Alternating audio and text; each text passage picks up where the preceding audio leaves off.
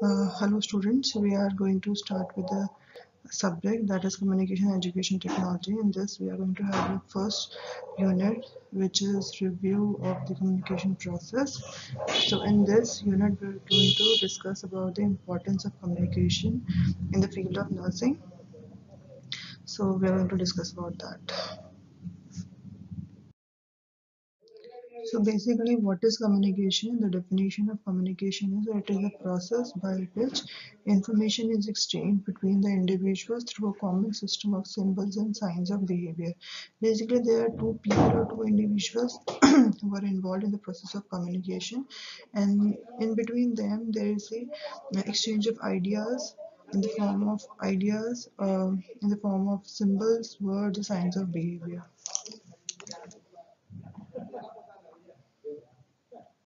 In the process of communication, basically, there are two kind of people who are involved. First is the sender, and the second one is the recipient. But in between these two people, there are many other things which are involved, like your referent, your message, your channel, and your feedback. So all these things will come up together, and they will help in the process of communication. And this is basically various elements which are required in the process of communication.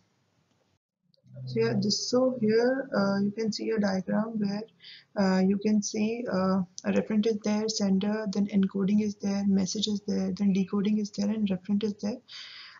Then again recipient is there, and after that a symbol or an arrow which is depicting feedback or response is there. So all these things will come up together and they will uh, be formed as process of communication.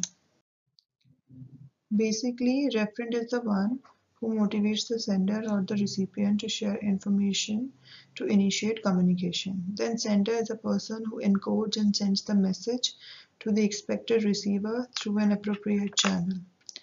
Then you have message. It is a content basically which is being communicated from a sender to a recipient. And this message could be in a verbal way, in a non-verbal way, or in a symbolic way.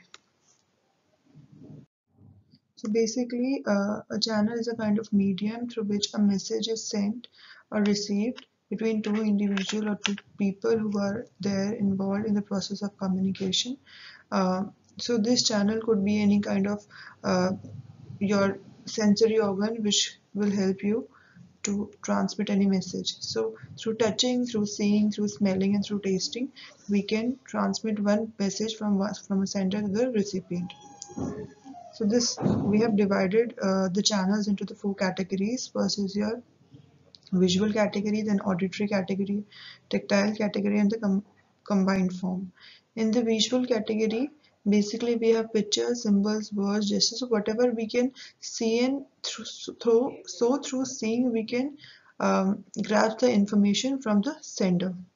Then the next one is your auditory. In the auditory, whatever information we are getting with the use of our ears, that is our auditory canal. So that is why the second type of channel is our auditory channel. Then we have the third type of channel, that is our tactile channel.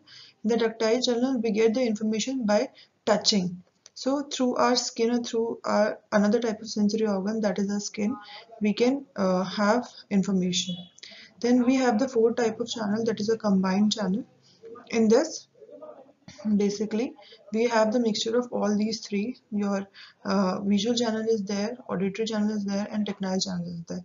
So in the combination of all these three channels, we have combined channel. Then through these channels, the receiver is the one who receives the message. So it is an individual or a group intended to receive, decode, and interpret the message which was sent by the sender. Then what does this recipient do? This recipient sends the feedback to the sender, and that feedback is very much important. It basically a kind of a message to the receiver to what extent the recipient has understood his message. So this feedback is very important. The last element which is there in the process of communication is confounding elements. Confounding elements are nothing but a kind of extraneous variables. So these variables are those things or those factors which are not in our control or which are not in the human control. So in the process of communication also, there are few factors which are not in our control. So they might so these extraneous variables, they might make your conversation good, or they might make your conversation bad as well. So these are those kind of elements which are not in our control, but they somewhere and somehow they affect our communication. So students, in this PPT we have discussed about the definition of communication and why we are studying this topic or this subject, communication and nursing. Plus we have discussed about the elements which are there in the process of communication. So I hope it is clear among the people, and we are going to continue this particular topic in the next video. Thank you.